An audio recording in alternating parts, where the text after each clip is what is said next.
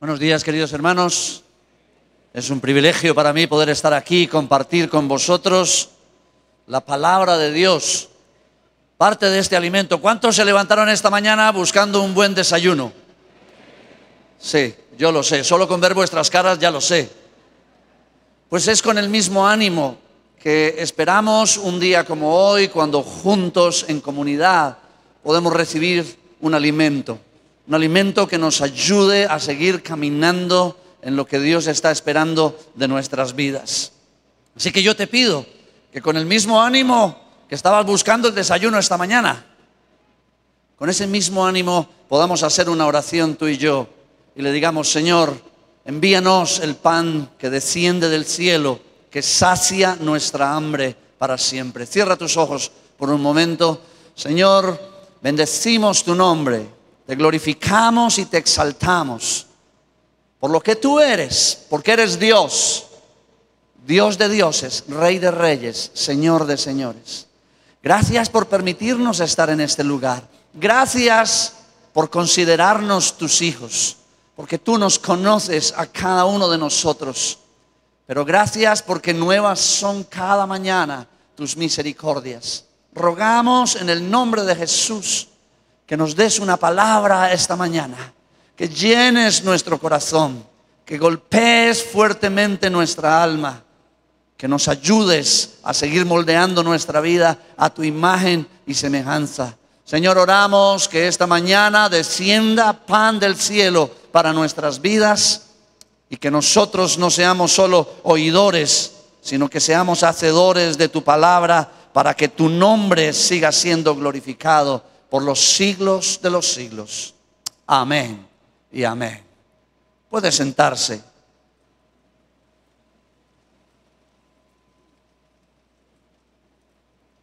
Me pidieron que compartiera, si algunos de vosotros, este es uno de mis últimos libros que está hablando un poco sobre el tema del que quiero hablarles esta mañana, y creo que tienen algunas copias en algún lugar. El libro se llama Misión y nada más. Un sueño de Dios.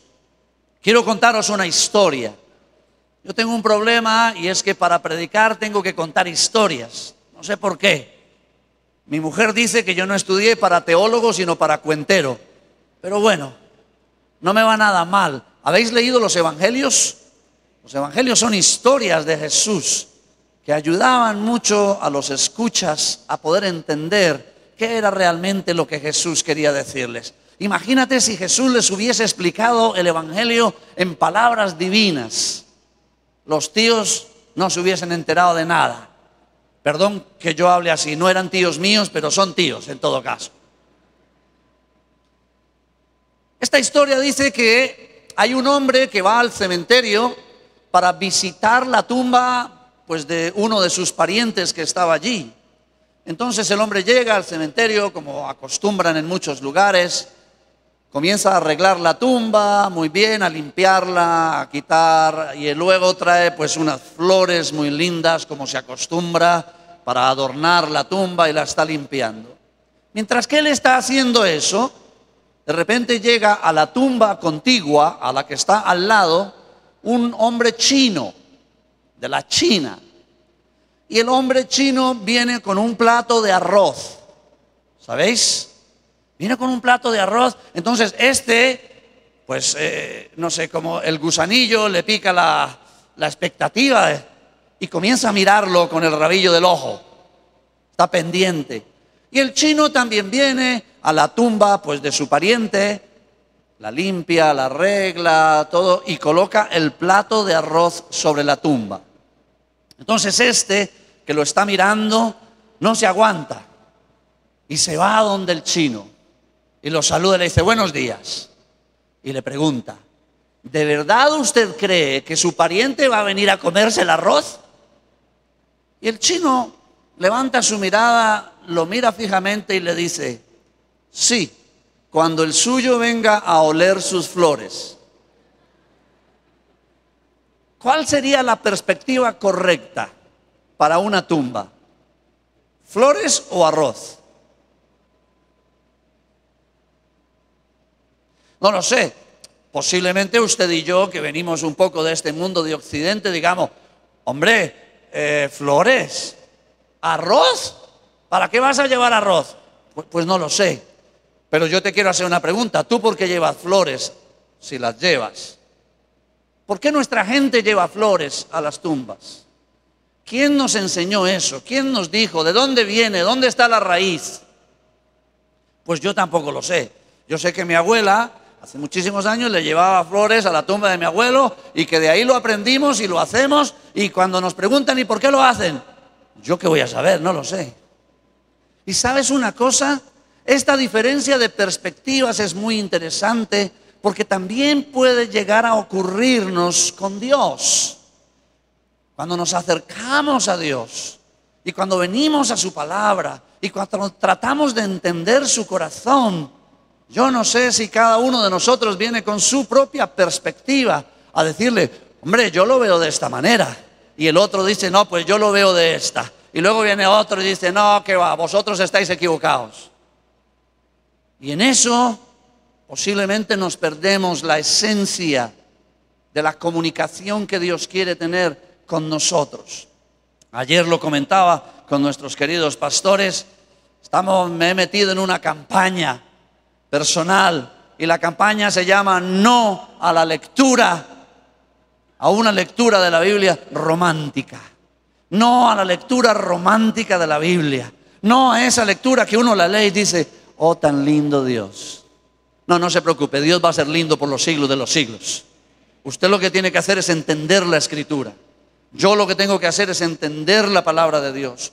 Yo lo que tengo que hacer es despojarme de mí mismo y meterme para tratar de entender la perspectiva de Dios. Su opinión es muy importante, que Dios lo bendiga. Pero la perspectiva de Dios es innegociable. Y es lo que necesitamos cuando decimos que tenemos este proceso en nuestro corazón de querer vivir a la forma de Dios. Quiero que por favor tome su Biblia, encienda su Biblia o conéctela. Qué raro suena, ¿no? Antes decíamos abra su Biblia, ahora es enciéndala. No le vaya a colocar una cerilla y a encenderla en fuego, pero ¿cuántos tenéis todavía Biblia de papel? Aleluya. Sí, menos de la mitad. Los otros, mientras que no estés jugando cosas raras en el teléfono, puedes usarlo. Hechos, capítulo 1, desde el versículo 1. Hechos, capítulo 1, versículo 1, dice la palabra de Dios. En el primer tratado, oh Teófilo, hablé acerca de todas las cosas que Jesús comenzó a hacer y a enseñar hasta el día en que fue recibido arriba, después de haber dado mandamiento por el Espíritu Santo a los apóstoles que había escogido, a quienes también, después de haber padecido, se presentó vivo con muchas pruebas indubitables, apareciéndoseles durante 40 días y hablándoles acerca del reino de Dios.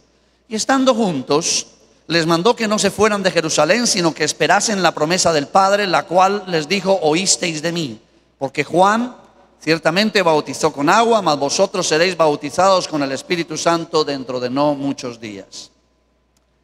Entonces los que se habían reunido le preguntaron diciendo, Señor, ¿restaurarás el reino a Israel en este tiempo?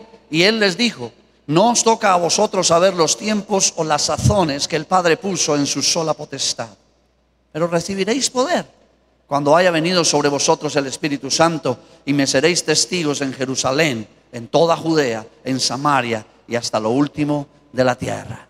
Y habiendo dicho esto, pues subió en una nube y fue ocultado a los ojos de ellos. A ver, cuando uno lee cosas como estas, este médico Lucas, escribiendo su segundo tratado, porque el primero que escribió fue el Evangelio de Lucas, y está escribiendo ahora Hechos, y le está diciendo a su querido amigo Teófilo, en el primer tratado yo te conté unas cosas, ahora te quiero contar otras. Pero lo que yo te pido es que me acompañes esta mañana y te metas en la historia, porque necesitamos entender qué está pasando aquí con todas estas palabras. ¿Qué es lo que sucede en este segmento de la comunicación entre Jesús y sus discípulos? Sería fácil leer y decir, bueno, pues aquí les dio mandamiento que vendría el Espíritu Santo, se les apareció, les dijo que esperasen y que les iba a dar poder. No a la lectura romántica de la Biblia. Mira lo que está pasando aquí, acompáñame, métete conmigo a la historia. Cuando nosotros estamos leyendo Hechos 1:8, Hechos 1 del 1 al 8, Jesús ha muerto. La última vez que sus discípulos lo vieron, Él estaba clavado en una cruz, semidesnudo, sangrando por todo su cuerpo. Y ellos lo vieron morir ahogado con su propia sangre. Métete en los zapatos de uno de los discípulos. Para nosotros eso es una historia. Oh sí, Jesús murió hace 2000 años. No, pero métete ahí. ¿Qué está sintiendo Pedro, Juan, Jacobo, Felipe, Bartolomé? ¿Qué está pasando con ellos? Porque cuando nosotros entramos a Hechos 1, nosotros estamos pasando de la historia de los 4 evangelios, y la historia de los 4 evangelios termina con Jesús crucificado. Sí, yo sé que resucitó. Tranquilo. El problema es que ellos no creyeron a la resurrección. Cuando las mujeres fueron y les contaron, he aquí que Jesús no está en la tumba, ellos dijeron, no, venga, no nos vengan a contar historias ahora. Cuando iban camino a Emaús, ellos no entendían todavía y decían, bueno, nuestro maestro murió y no sabemos qué va a pasar. Lo que sucede después de la muerte de Jesús y este proceso entre la muerte de Jesús, la resurrección, la aparición de Jesús y el inicio de la iglesia es muy confuso. Hay mucha confusión, hay mucho dolor, hay mucho temor. Si usted lee el último capítulo del libro de Juan, entonces usted se va a enterar de que los discípulos están todos encerrados en el aposento alto, y la palabra de Dios dice, y bien cerradas las puertas por el miedo que tenían a los judíos. ¿Se imaginan lo que sucedió con ellos? Cuando ellos vieron a Jesús, el que les había dicho que era el rey de Israel, el que les había dicho que era el Mesías, lo vieron en una cruz, desnudo, morir. Ellos se preguntaron, si esto hicieron con el maestro, esperad lo que van a hacer con nosotros. Nos van a pelar vivos a todos y nos van a colgar de un palo a todos de cabeza. Si eso hicieron con nuestro maestro, ¿qué no van a hacer con nosotros? Así que el libro de Juan termina diciendo que estaban todos encerrados en un cuarto, bien cerradas las puertas por miedo. Hay miedo, hay confusión, hay dolor. Muchas cosas están pasando en la mente y en la vida de los discípulos. Muchos están pensando, ostras, yo dejé de pescar por seguir a Jesús, ¿y ahora qué voy a hacer? Tanto que si usted lee Juan capítulo 20 y 21, Pedro le dice a sus compañeros, o sus compañeros le preguntan a Pedro, Pedro, ¿qué vas a hacer? Y Pedro dice, pues no lo sé, volver a pescar, soy pescador, a eso me he dedicado toda la vida, esto no funcionó, Jesús se murió, se ha ido. Y él dice, voy a volver a pescar. Y sus amigos le dicen, pues nosotros también, porque aquí como que ya no hay nada que hacer. Así es la historia. Esta es parte del proceso que está sucediendo en Hechos capítulo 1. Temor, confusión, dudas, dolor, prueba. Por esto están atravesando los discípulos. Y entonces, en medio de toda esa confusión, Jesús se les aparece. Por favor, no te vayas. No pienses todavía en las pupusas del mediodía. Quédate en la historia. Jesús se les aparece. Y dice el texto que con pruebas indubitables, sin duda. Me imagino que les mostró los clavos, la corona, el costado. Ellos ya no podían dudar que el que estaba ahí era Jesús. Y entonces comenzó a hablar con ellos y les dijo, queridos, no os vayáis de Jerusalén, quedaros aquí hasta que seáis investidos de poder de lo alto. Comienza a compartir con ellos que no se fueran, sino que esperaran la promesa del Padre. En medio de esa conversación, fíjate lo que sucede. Entonces, los que se habían reunido le preguntaron diciendo, Señor, ¿restaurarás el reino a Israel en este tiempo? Por favor, volviendo a la historia, quiero que piense una cosa. Si usted es uno de los discípulos y usted está pasando por ese momento tan trágico, confusión, dolor, dudas, ¿ahora qué hago? Mataron al maestro, ¿esto dónde va? ¿Qué va a pasar? Y usted tiene la oportunidad, la última, la única, no va a tener otra. Si Jesús se aparece a tu vida, ¿tú qué le dirías? Si tú sabes que es la última oportunidad que tú tienes. Tú lo último que viste fue que Él murió en una cruz. Y luego Él se aparece de nuevo a ti y comienza a conversar contigo. Si tú tuvieses ese momento y tú supieses que es el único, que no vas a tener ningún otro, ¿qué le dirías a Jesús? Yo he escuchado de todo. Jesús, tal vez no te lo puedo decir, pero te amo. Otros le dirían, eres todo para mí. Otros le dirían, yo no sé, yo cuando me preguntan, ¿y tú qué dirías? No, yo no digo nada, yo me le agarro de una pata y le digo, de aquí nos vamos todos o no se va nadie.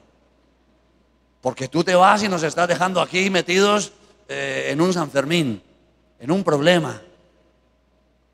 Pero la gente siempre me ha dicho, no, yo le diría que lo amo, que es todo para mí, que ha transformado mi vida, que le debo todo, que...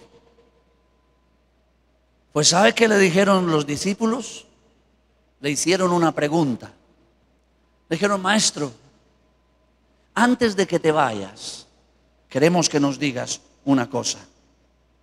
¿Cuándo restaurarás el reino a Israel? Interesante, ¿eh? Por lo menos para mí. Porque nosotros todos aquí, que somos más cristianos y mejores que los discípulos, le hubiésemos dicho que lo amamos, que lo adoramos, que es todo para nosotros. Pues los discípulos, los que han convivido con Él por 3 años y medio, los que están con Él, lo único que tienen es una pregunta. Señor, ¿cuándo vas a cumplir lo que prometiste? Porque claro, si tú lees los 4 evangelios, en los 4 evangelios Jesús dijo muchas cosas. Y muchos de ellos escucharon esas cosas.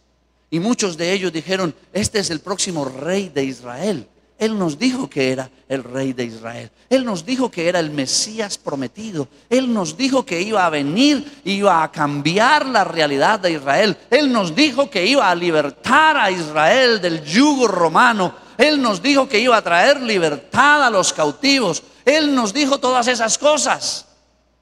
Y esto es lo que ellos están preguntando. Señor, ¿cuándo vas a cumplir lo que prometiste? Fíjate, en el último encuentro, que debería ser, no sé, muy romántico, muy emotivo, emocional, pues eso, hay una pregunta. Señor, espérate, antes de que te vayas y nos dejes aquí metidos en el lío de vivir en este mundo, ¿cuándo vas a cumplir lo que prometiste? Posiblemente, honestamente, sería la misma pregunta que yo le haría. Señor, ¿me vas a dejar aquí en este mundo con la mano de problemas que tengo para vivir, con la mano de confusiones, de dudas, de luchas, de desafíos y de pruebas, y te vas a ir así de contento?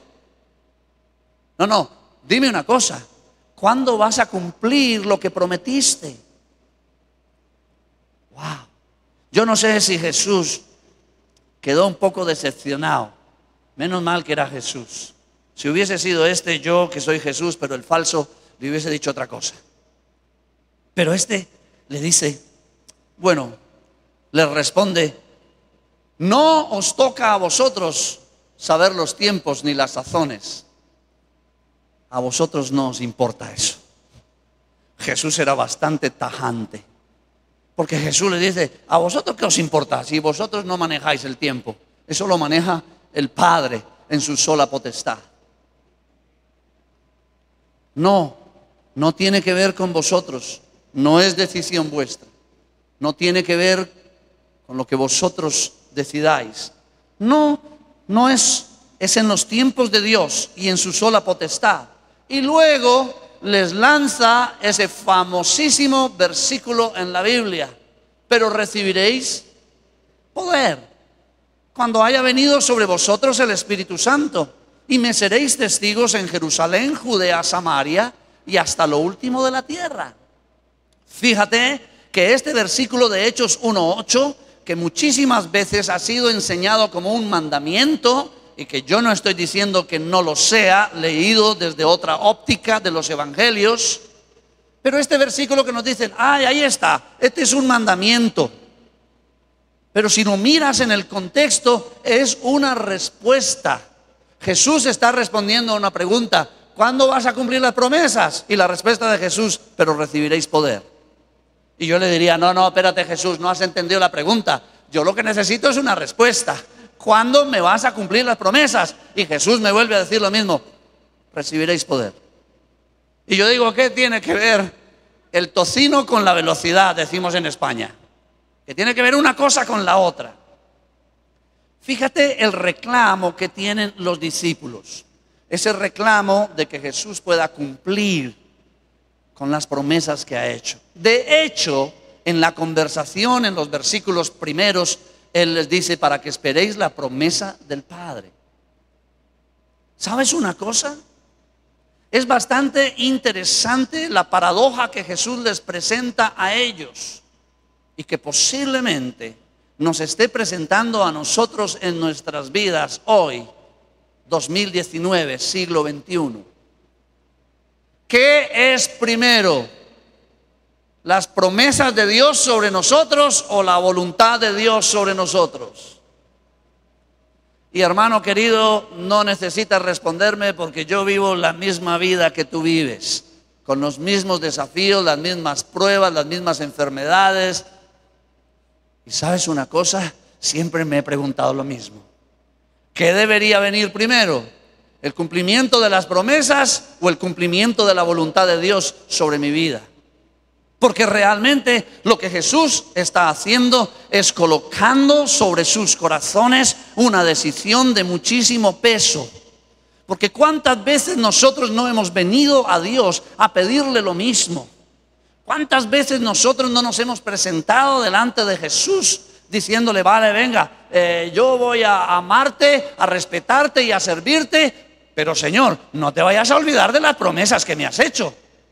Si tú cumples tus promesas, Señor, yo te prometo que yo voy a estar ahí, y yo voy a ser uno de los incondicionales, y te voy a servir y a amar y a respetar, y voy a hacer lo que me digas, pero cúmpleme las promesas.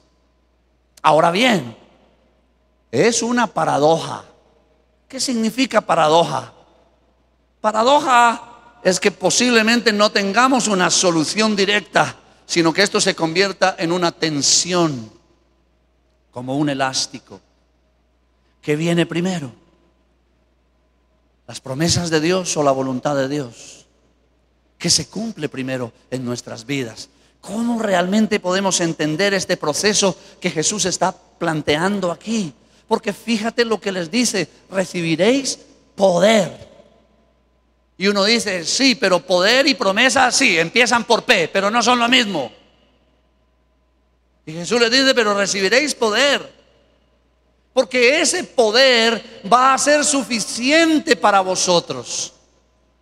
Porque este no es un poder que solo hable de milagros, señales y prodigios, que también. Este es un poder para vivir la vida. Cuando Jesús embiste de poder a los discípulos, y luego en el capítulo siguiente que tú puedes leer en casa, de Hechos capítulo 2, cuando Dios permite que esto ocurra, el advenimiento del Espíritu Santo, es cuando nos está diciendo: os voy a dar poder para vivir. ¿Ah, sí? ¿Para vivir? Sí. Os voy a dar poder para vivir en medio de las pruebas. Os voy a dar poder para vivir en medio del dolor. Os voy a dar poder para estar por encima de los desafíos. Os voy a dar poder para pensar por encima de lo que piensa el mundo cuando vemos que todo alrededor es un caos total. Os voy a dar poder. Ese poder del Espíritu Santo que nos hace que nosotros veamos la vida de manera diferente. Ese poder que nos hace venir a un lugar y cantar y estar alegres cuando tenemos 5 pruebas, 3 desafíos, 2 dudas, un pecado que asedia nuestras vidas. Queridos hermanos, yo no sé si hemos entendido el poder que tenemos en el Espíritu Santo en nuestras vidas. Porque en ninguna parte les prometió que les iba a quitar todos los problemas, todas las dudas, todos los desafíos y todos los pecados. Lo que les prometió es: os voy a dar poder. El poder del Espíritu Santo. Ahora bien, este poder del Espíritu Santo viene ligado a una responsabilidad que Jesús colocó en las manos de los discípulos. Y les dijo: os voy a dar poder, pero vosotros con ese poder os convertiréis en testigos. Y vendrá sobre vosotros el Espíritu Santo y me seréis testigos. Jerusalén, Judea, Samaria y hasta lo último de la tierra. Me seréis testigos. Ese poder que habla el Espíritu Santo, que nos da una forma de vida diferente, que nos ayuda a pensar diferente, que nos ayuda a enfrentar la vida de una manera diferente de aquellos que no tienen ese poder, viene ligado a una responsabilidad. Me seréis testigos.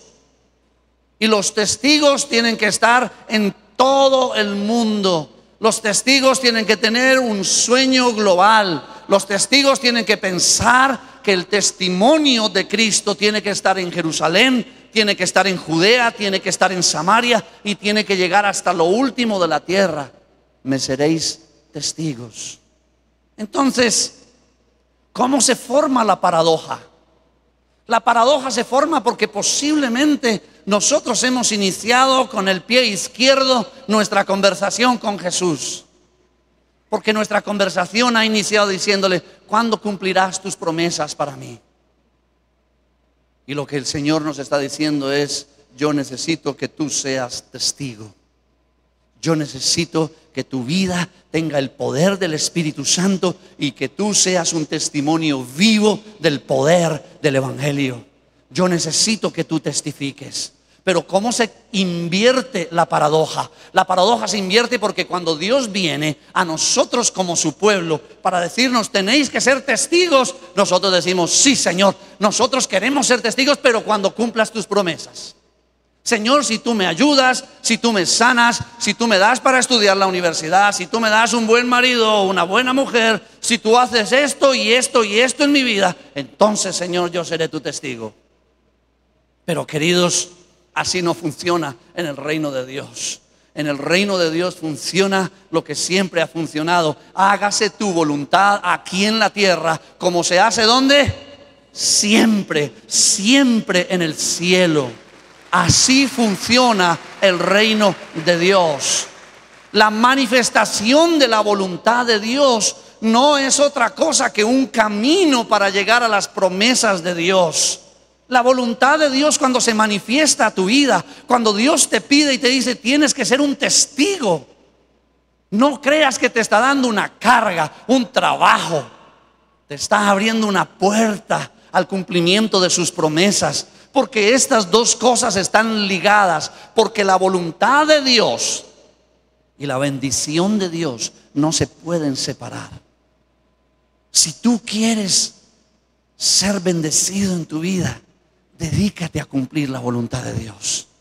Si tú quieres que realmente el poder del Espíritu Santo sea tan transformador en tu vida, dedícate a ser un testigo de Jesús en Jerusalén, Judea, Samaria y hasta lo último de la tierra. No le pidas al Señor que cumpla primero las cosas que tú necesitas. No exijas el cumplimiento de las promesas sin antes mostrar ese corazón contrito y humillado. De decirle: Señor, aquí estoy. Yo estoy para hacer tu voluntad. Yo estoy para hacer lo que tú me pidas que yo haga. Yo quiero ser un testigo tuyo. Yo quiero predicar en Jerusalén, en Judea, en Samaria. Y si tú me envías, también iré a lo último de la tierra. Pero el problema en el que se ha enfrascado la iglesia en el siglo XX y XXI es en la reclamación de sus derechos. ¿Quién os ha negado vuestros derechos en Cristo Jesús? Nos hemos enfrascado en una discusión, en una lucha con Dios, reclamándole nuestros derechos. Señor, haz esto conmigo. Señor, acuérdate de mí, bendíceme. Señor, esta duda, Señor, este problema, Señor, esta enfermedad. Y queridos, Dios está ahí para ayudarnos en todas esa clase de cosas. Pero es la dinámica la que no funciona.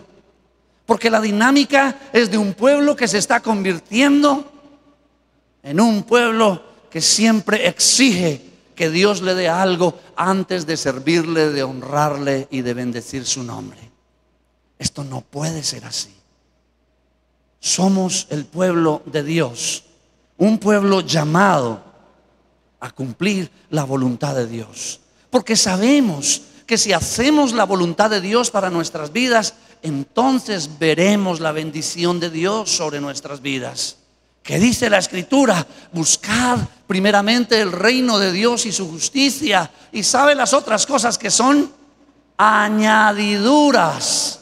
Y yo digo, no, que añadiduras, y eso es más importante. No, en el reino de Dios son añadiduras, son cosas que no son primordiales, no son esenciales, que Dios las tiene ahí y que te las puede dar. Pero la figura que aparece en la Biblia desde el inicio hasta el final es una lucha entre Dios y el hombre. Es una lucha entre Dios y tú. Es una lucha entre Dios y yo. Cuando Él viene a decirme, esta es mi voluntad para ti, hijo mío. Y yo le respondo, Señor, pero primero cúmpleme tus promesas. Pero primero dame esto. Pero primero haz esto en mi vida. Pero primero, y luego cuando tú hagas todas esas cosas, Señor, yo te prometo que te voy a servir. Y el Señor conoce nuestra naturaleza humana y sabe que si Él cumpliera primero sus promesas, nosotros nos olvidaríamos de nuestra responsabilidad. Querida iglesia, nosotros somos llamados a ser testigos hasta lo último de la tierra. Tú y yo somos responsables que el testimonio de Jesús llegue a todas las naciones de la tierra. Tú y yo somos responsables de que el testimonio de Jesús esté en cada una de las calles de esta ciudad, de este país, de este continente. No creas que la responsabilidad tuya es solo Jerusalén o solo Judea o solo lo último de la tierra. Cuando Jesús presenta este proceso simultáneo en Hechos 1:8, nos está diciendo que su sueño, su visión, su meta es global, es mundial, es cósmica, está sobre toda la creación. Y nos está comprometiendo a ti y a mí de que este testimonio vivo pueda llegar a todas las naciones de la tierra. Así que tú y yo tenemos que dedicarnos a hacer nuestra parte, ser testigos, porque esa es nuestra parte. No te metas a buscar la otra parte ni a pelear por la otra parte, porque esa vendrá por añadidura. Dedícate a cumplir lo que a ti te corresponde. Dedícate a ser un testigo. Dedícate a trabajar para que todas las naciones de esta tierra tengan el testimonio vivo de Jesús en sus vidas. Dedica tu vida a cumplir con este sueño de Dios. Y Dios, os lo prometo, se va a dedicar a cumplir tus sueños. Él lo va a hacer. Él se va a dedicar. Él va a trabajar. Él va a estar presente en tu vida. Él te va a demostrar el deseo tan grande que Él tiene de que uses ese poder, de que entiendas ese poder del Espíritu Santo que tienes en ti mismo para vivir una vida diferente. No te dediques a buscar las promesas antes que la voluntad perfecta de Dios. Cierro con una historia. Hace muchísimos años estábamos nosotros en un tiempo de ayuno y oración por las naciones de la tierra, pidiendo al Señor que su palabra pudiera llegar hasta lo último, el último rincón. Y en ese momento, en la sala donde estábamos unas 15, 20 personas, vosotros sabéis, cuando hablamos de ayuno, no llegan sino los 20 de toda la vida. Estábamos ahí cuando de repente vimos a una chica muy joven que entró a la sala donde estábamos, pero no se unió al grupo, sino que se hizo alejada en un rincón y se pone a llorar y a llorar y a llorar como una Magdalena. Dije, madre mía, ¿qué le pasa a esta chica? La dejamos ahí tranquila, pasó casi todo el día, la chica se fue. Siguiente día volvió a aparecer de nuevo. No se unió de nuevo al grupo, se volvió al rincón y siguió llorando. Entonces ya dije yo, vale, vamos a ver qué es lo que pasa con esta chica. Me le acerqué y le dije, hola, ¿cómo te llamas? María. Y dije, María, ¿qué te pasa? Y ella, llorando profundamente, me dijo, usted no me puede ayudar. Yo, está bien, vale, yo no te puedo ayudar, pero posiblemente Dios sí, déjanos orar por ti. ¿Qué es lo que te pasa? Y entonces, después de hablar un rato con ella, me contó que se había graduado de licenciada en Derecho, abogada, unos meses atrás. Y yo le dije, ¿y por eso estás llorando, hija? Qué bien que has terminado la universidad. Me dijo, no, porque cuando yo estaba ahí en la ceremonia de graduación, recibiendo mi diploma, yo sentí una voz del Espíritu en mí muy, muy clara que me dijo, hija, entrégame tu carrera porque no vas a ejercer, me vas a servir. Y yo le dije, tienes razón, hija, ve a llorar otros 3 días. O sea, ¿tú crees que uno se mete a estudiar y se mete a la universidad y estudia y saca una carrera y todo para que luego Dios se aparezca a la mitad del camino y le diga, hijo, gracias, pero dame lo que has hecho? Y uno dice, no, Señor, no, si no veas lo que me he esforzado y lo que me ha costado y ahora me vas a decir que no. ¿Por qué? Porque es esta misma lucha. Porque nosotros pensamos que cuando Dios nos pide cosas como ser testigos, esto tiene que ver con perder. Esto no tiene que ver con perder, esto tiene que ver con ganar. Porque todo lo que el hombre perdiere, realmente lo ganará en Cristo Jesús. Porque aquel que dejare padre y madre, hermanos y hermanas, hijos e hijas, este será recompensado. Y hermanos, a nosotros nos cuesta vivir en esta forma de pensar de Dios. Nosotros entre más tengamos y lo tengamos seguro, nosotros estamos seguros. A la manera de pensar de Jesús es no, entrega lo que tienes en tu vida, dones, talentos, y Dios los va a multiplicar. Así que esta chica, pues después de orar por ella y decirle, pues sí, tiene razón, o sea, uno no quiere estudiar para que luego le vengan y le digan que no va a ejercer. Pues esta chica ahora es abogada, porque sigue siendo abogada, pero es abogada en la ONU para los derechos humanos de un sector septentrional de África donde tenemos cientos de misioneros. Y yo digo, wow, qué interesante, porque el plan que Dios tiene para ti y para mí es muchísimo mayor que el plan que tú tienes en tu mente. Ese plan que me dice, ¿qué quieres hacer con tu vida? Le preguntamos ahora a los chicos, a los chavales. Y nos dicen, bueno, yo lo que quiero es casarme, tener 3 hijos y estudiar, ir a la universidad, comprar una casa, un coche, un perro y un televisor.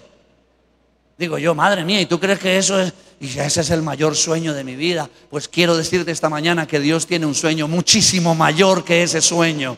Un sueño muchísimo más grande que ese sueño. Porque los sueños de Dios son más grandes que los tuyos y los míos. El cumplir la voluntad de Dios me asegura de tener las promesas de Dios. El cumplir la voluntad de Dios es lo que me asegura una puerta de entrada a este estilo de vida. Pero recibiréis poder, y ese poder os ayudará para vivir de maneras diferentes.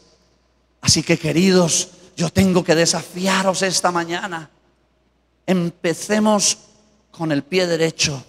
No empieces a pedir el cumplimiento de las promesas. Empieza buscando la perfecta voluntad de Dios para ti. Empieza diciéndole, Señor, yo quiero ser testigo, porque esa es mi parte. Eso es lo que tú puedes hacer. Tú no puedes transformar tu vida. Tú no puedes transformar tu realidad. Tú no puedes transformar lo que está pasando en este momento en tu vida. Pero ¿sabes quién sí lo puede transformar? Dios. Y está esperando que tú abras la puerta para transformar esa realidad. Así que yo lo que quiero es invitarte esta mañana a decirle, Señor, yo sí quiero vivir para tu voluntad. Yo quiero entregarme a ser testigo. Esa es nuestra parte. Seamos testigos, testigos transparentes, honestos, reales, fieles, testigos en los cuales el mundo pueda ver que nosotros sí pertenecemos a un pueblo diferente, y testigos en todas las naciones de la tierra. Busca cómo involucrarte en el testimonio de Jesús a todas las naciones de la tierra. Tú eres responsable por Jerusalén, Judea, Samaria y hasta lo último de la tierra. Yo también. Yo quiero que el testimonio de Jesús llegue hasta la última frontera. Y luego, posiblemente, voy a esperar esa conversación con Jesús donde hablemos acerca de las promesas. Todas las promesas y los sueños de Dios para mi vida. ¿Quieres orar conmigo esta mañana? Es peligroso, quiero decírtelo. Si llegas llorando a la próxima reunión, no me vayas a echar la culpa a mí. Pero yo te quiero animar. Esta es la perspectiva de Dios. Busca primero el reino de Dios y su justicia. Busca primero la perfecta voluntad de Dios para tu vida. Y entonces los planes transformacionales de Dios estarán sobre ti. Cierra tus ojos por un momento. Inclina tu rostro, por favor. Quiero que pienses por unos momentos. Cierra tus ojos. Quiero que pienses por unos momentos en cómo estás ahora, en este momento. Dudas, confusiones, dolor, posiblemente enfermedad. Tal vez tú estás viviendo un momento como los discípulos en la transición entre el Evangelio de Juan, el libro de los Hechos. Estás luchando con muchas cosas. Te sientes cansado y cargado. ¿Sabes una cosa? Dios está aquí para escucharte. Pero aunque sientas que tu vida está así, yo te pido que esta mañana tú te inclines delante del Maestro para decirle: Señor, tú conoces mis cargas, tú conoces mis pecados, mis problemas, mis dudas. Pero yo quiero acercarme a tus pies esta mañana para decirte: heme aquí, envíame a mí. Heme aquí, úsame a mí. Heme aquí como un testigo tuyo, porque eso es lo único que puedo hacer, Señor. Porque es la manera en que yo tengo para decirte gracias por todo lo que has hecho en mi vida. Señor, yo sé que tú nunca descuidas mis necesidades. Yo sé que tú siempre cumples tu palabra. Aunque ande en valle de sombra de muerte, no temeré. Pero Señor, esta mañana queremos reconocer que posiblemente hemos buscado más que tus promesas se cumplan antes de que tu voluntad sea expuesta en nuestras vidas. Señor, queremos clamar juntos, queremos suplicarte: ayúdanos a ser tus testigos, ayúdanos a cumplir nuestra parte, ayúdanos en el nombre de Jesús. Que tu voluntad, Señor, sea el centro de nuestras vidas. Padre, yo te pido por cada uno de mis hermanos esta mañana. Y yo te pido que nos ayudes a tomar decisiones radicales en nuestras vidas. Si tú esta mañana quieres hacer ese compromiso con Dios, solo te pido que te coloques en pie y ores conmigo y le digas: Señor, hágase tu voluntad en mi vida. Ayúdame a vivir para cumplir tu voluntad. Ayúdame para vivir a cumplir tu sueño, tu propósito. Ayúdame, Señor. Señor, yo quiero orar con todos aquellos que están de pie esta mañana. Quiero suplicarte que tú les des la fuerza, el valor y el poder del Espíritu Santo para vivir vidas conforme a tu voluntad. Y Padre, también pido que cumplas todos y cada una de las promesas que tú les has hecho, Señor, porque tú nunca eres tardo para darnos lo que nos prometiste. Pero en el nombre de Jesús te suplico, bendice cada una de estas personas.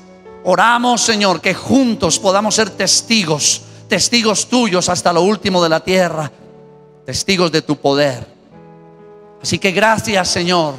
Rogamos en el nombre de Jesús que cada uno de estas cargas, de este dolor, de esta confusión, de estas pruebas, las colocamos a los pies de la cruz y suplicamos esta mañana: ten misericordia de nosotros, atiende nuestras necesidades. Señor, te ruego por aquellos que están sufriendo, para que ahora mismo traigas un bálsamo sobre sus corazones. En el nombre de Jesús, bendice, Señor, a todos aquellos que tienen confusión, dudas. Bendícenos esta mañana, pero bendícenos para salir de aquí a ser testigos tuyos hasta lo último de la tierra. Gracias, Señor. Gracias por ese poder que nos has dado. Gracias por esa convicción que has colocado en nosotros. Gracias por tu misericordia, Señor. Muchísimas gracias.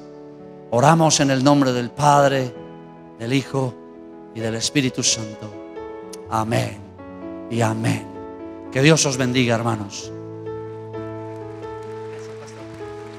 Puede tomar su asiento. Gracias, Pastor Londoño. Y hoy es el momento de hacer la invitación a aquel que aún no ha entregado su vida al Señor. Los consejeros que se van a acercar hasta donde ustedes para que conozca el plan bendito de nuestro Señor. No le hablamos de iglesias, no le hablamos de religiones. Le hablamos de comenzar a conocer a Cristo como su Salvador personal. Solamente necesita ponerse en pie, levantar su mano y llegará hasta donde usted está un consejero para hablarle más de la palabra del Señor. Y mientras hacemos la invitación, queridos consejeros y consejeras, nosotros adoramos el nombre del Señor. A tus pies arde mi corazón. Venga Jesús. A tus pies. Venga Cristo. Entrego lo que soy. Ese lugar de mi seguridad. Donde nadie, iglesia, donde nadie me puede señalar. Me perdonaste, me acercaste a tu presencia, me levantaste y hoy me postro a adorarte. Venga Jesús, venga el Señor.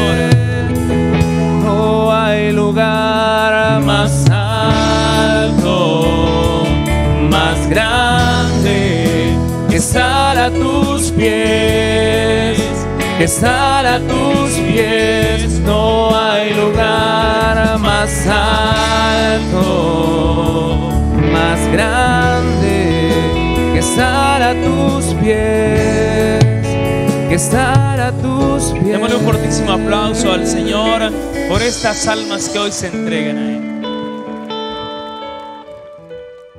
Una sola palabra nos dejó el mensaje de esta mañana, y es ser testigos. Testificar en nuestras familias, en nuestros centros de trabajo, donde nosotros tengamos que ser luz. Si usted toma ese reto junto conmigo, levante su mano esta mañana. Eterno Padre, te damos gracias por la primera meditación, Señor, de este día.